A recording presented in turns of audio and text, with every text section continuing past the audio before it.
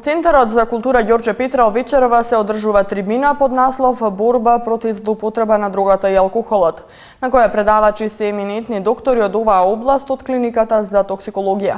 Ова е првата вест за денеска, останатите содржини ги гледаме во приложение.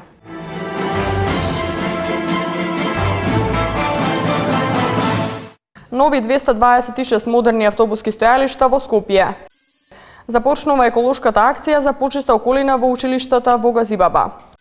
Симултанка во шах со Димче Илиевски во општини Линден. Казни за општините ако за 30 дена не постапат по останатите 70.000 барања за легализација. Вечерва се одржува финале на средношколскиот кошаркарски турнир во општина Карпош.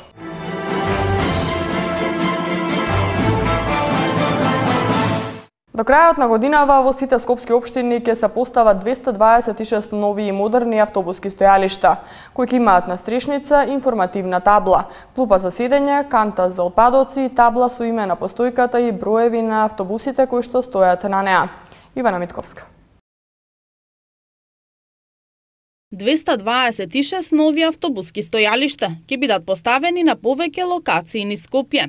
Автобуските постојки ќе почнат да се поставуваат во април, а сите треба да бидат поставени до крајот на оваа година низ сите скопски општини. Ќе се поставуваат три типа на стојалишта, кои се разликуваат според нивната големина, а истите ќе имаат настрешница, информативна табла, клупа за седење, канта за отпадоци и табла со име на постојката и броевите на автобусите кои што стојат на неа. Со ова граѓаните на Скопје ќе добијат нови модерни автобуски стојалишта. Ќе биде поставено сигурносно стакло, 10 милиметарско калено стакло, кое што ќе биде многу тешко да се искрши, значи антивандалско стакло со цел да спречиме и вандализам. Покривањето ќе биде со лексан, кој што е со UV заштита. И мислам дека овие автобуски постојки потполно ќе ги задоволат потребите на граѓаните за пристојно и достоинствено чекање на автобус. Ќе бидат изработени од фосфатизиран челик со прашкасто бојадисување. Директорот на јавното сообраќајно претпријатие Скопје, Мишо Николов, го презентираше изгледот на информативната табла што ќе стои на сите автобуски стојалишта, кој беше избран на посебен отворен конкурс. Тој потенцираше дека состојбата со автобуските стојалишта е еден од најчестите проблеми кои до нив ги посочуваат граѓаните и дека со поставувањето на новите целосно ќе бидат задоволени нивните барања. Со поставувањето на новите настрешници на автобуските стојалишта во градот Скопје ќе се подобри заштитата од атмосферските влијанија на граѓаните што чекаат на автобуските стојалишта и ќе се збогати градот со нови содржини од градската урбана опрема. За набавка на овие 226 автобуски стојалишта се издвоени околу 66 милиони денари. Во општина Газибаба денеска започнува еколошката акција за почиста околина и подобрување на хигиенските услови во училиштата. Акцијата е во заедничка организација на општина Газибаба, компанијата Пакомак и радиото Бубамара.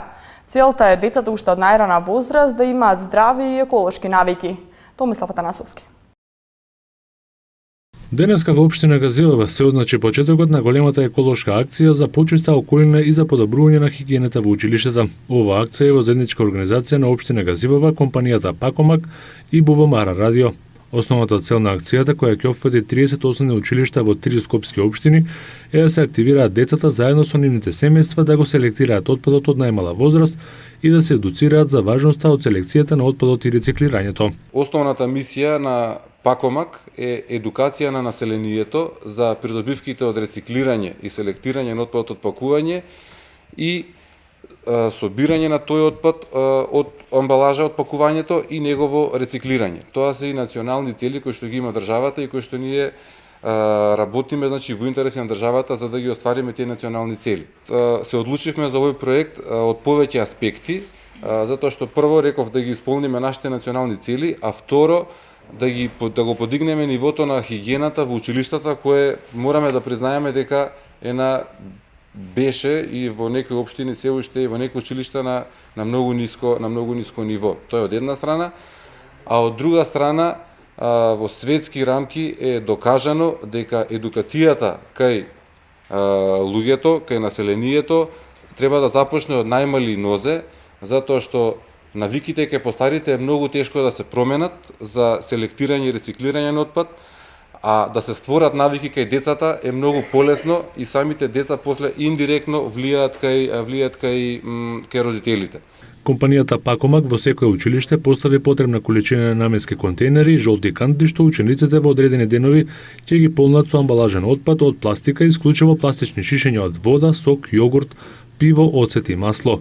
За секој собран пет отпад, Пакомат ке возврати со хигиенски средства, кои досега беа на трошок на училиштата и родителите. Оваа акција ќе има и надпреварувачки карактер, бидејќи кое училиште ќе биде најдобро, ќе добие награда еднодневна екскурзија. На овој начин ќе се создадат еколошки едуцирани генерации. Покрај еколошките придобивки со собраниот отпад, училиштата добиваат професионални апарати и неограничени количества течен сапун до секоја чешма во училиштата. Комисијата за еднакви можности на општина Ѓорче Петрова во рамки на активностите од вториот акцијски план Жената и човековите права организира интерактивна работилница на која учествозидоа наставници и ученици од основните училишта во општината. На работилницата присуствуваа представници од Министерството за труд и социјална политика, на која се дискутирало за стереотипите и предрасудите која потекнуваат злоупотребата на жените и нивната дискриминација во секојдневниот живот, насилството врз жените, трговија со жени, непочитување на законските прописи од образовниот процес за редовно вклучување на девојчињата во истиот, неактивност во политичкиот живот и слично. На работилницата учениците и наставниците работеа во групи, креирајќи постер на флипчарт и преку слики и зборови го искажаа своето мислење за темата. Интернационалниот шаховски мајстор Димчо Илиевски одигра симултанка во шах со 25 шахисти истовремено во Домот на култура Илинден. Оваа симултанка е предизвик за општина Илинден и има тенденција да прерасне во традиција. Симултанка во шах со интернационалниот шаховски мајстор Димчо Илиевски се одржа денеска во Домот на култура Илинден. На надпреварот учествуваат 25 учесници од општината кои рекреативно се занимаваат со шах, со кој мајсторот Илиевски играше истовремено со сите. Оваа симултанка представува предизвик за општина Илинден, а се надеваат дека ќе прерасне во традиција и ќе се одржува секоја година. Иван Кочовски, секретар на Шаховската федерација, кој е носител на 2 меѓународни титули, истакна дека симултанката е иницијатива за подлабока соработка и популаризација на шахот во сите сегменти. Овие симултанки се всушност и иницијатива за уште подлабока соработка на полето на шахот во сите сегменти. Нашата соработка е одлична, сметам дека ќе биде во иднина уште подобра, бидејќи веќе разговаравме за идни чекори и планови кои што треба да ги превземеме за уште поголема популаризација на шахот во општина Илинден. Се надевам дека оваа симултанка ќе предизвика уште голем број шаховски настани во иднина. Интернационалецот Димчо Илиевски оваа година слави јубилеј 60 години играње шах и 55 години од својата прва шампионска титула кога станува младински првак на Македонија. Во 1981 година Илиевски ја одигра најголемата симултанка со 58 шахисти истовремено. Општина Илинден на сите учесници во симултанката им додели дипломи, а на организаторите и на шахистот Димчо Илиевски им беа доделени плакети. Општините во Македонија се уште не постапувале по 70.000 барања од граѓани со барање за легализација на бесправно изградени објекти.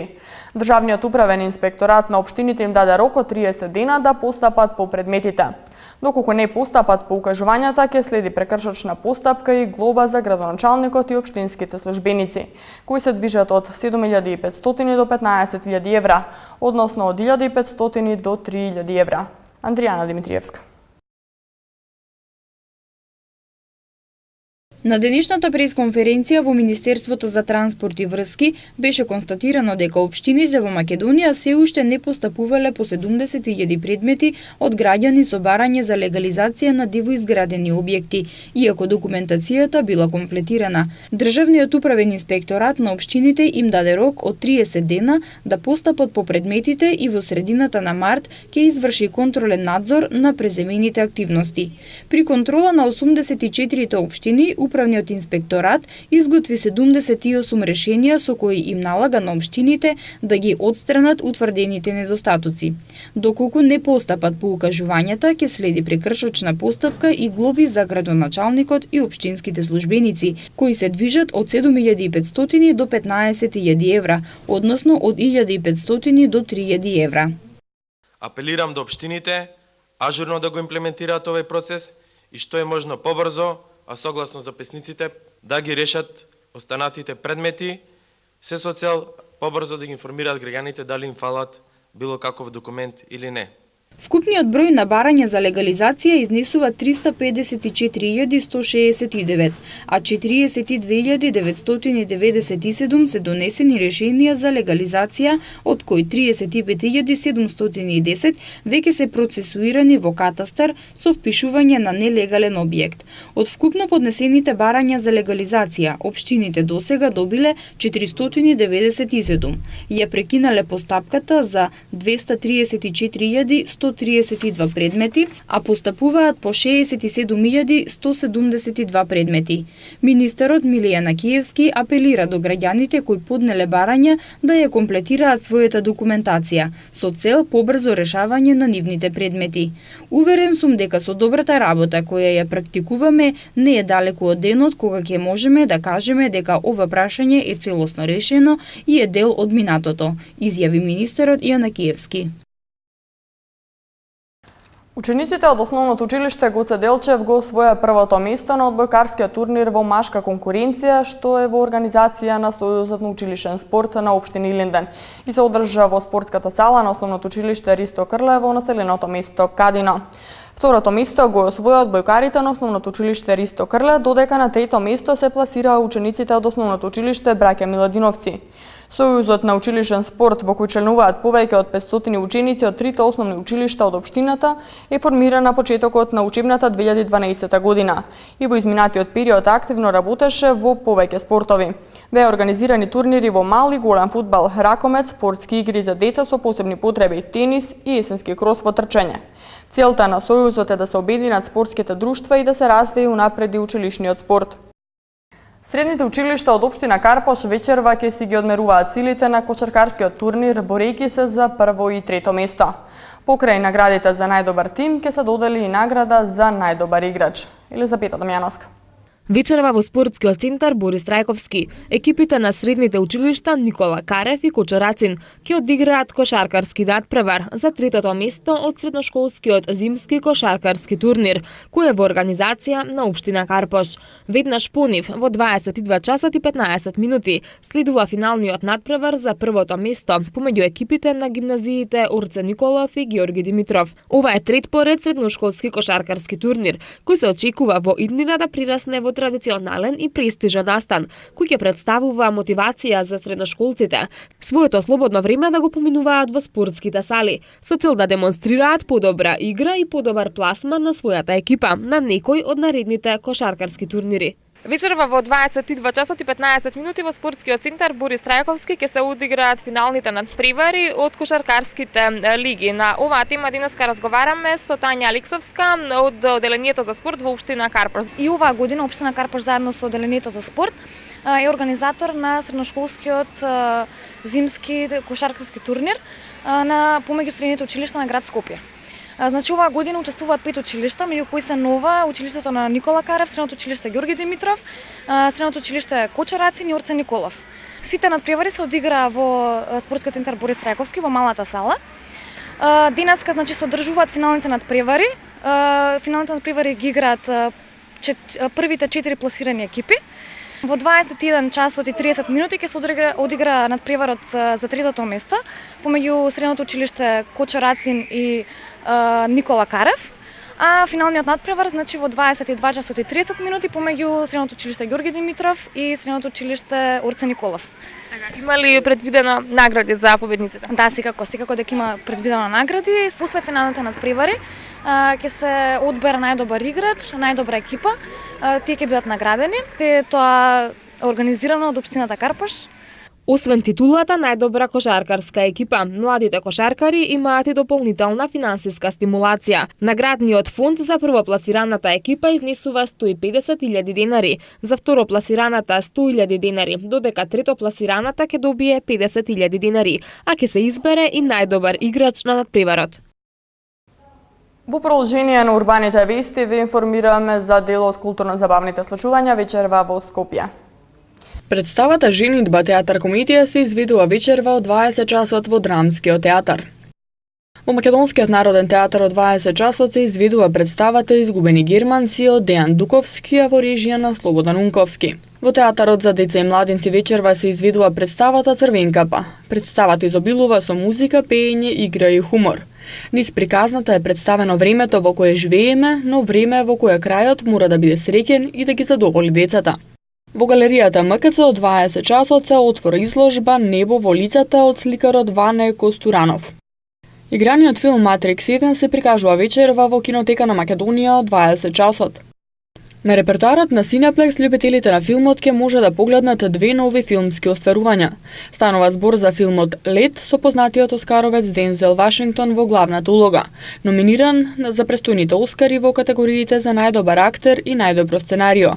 И филмот Прекрасни суштества, кој е љубовна драма фантазија со свое дејствие на југот на Америка. Еве што ќе гледате понатаму во вестите. Спорт. МЗТ Скопје вечерва го стартува 22-то коло во АБА лигата против лидерот Игокеа. Актуел, нашиот познат джиз музичар Владимир Четкар повторно го освојува Менхетан. МЗТ Скопје вечерва го стартува 22-то коло во АБА лигата против лидерот Игокеа. Спортските вести со Томислав Атанасовски се веднаш по рекламите.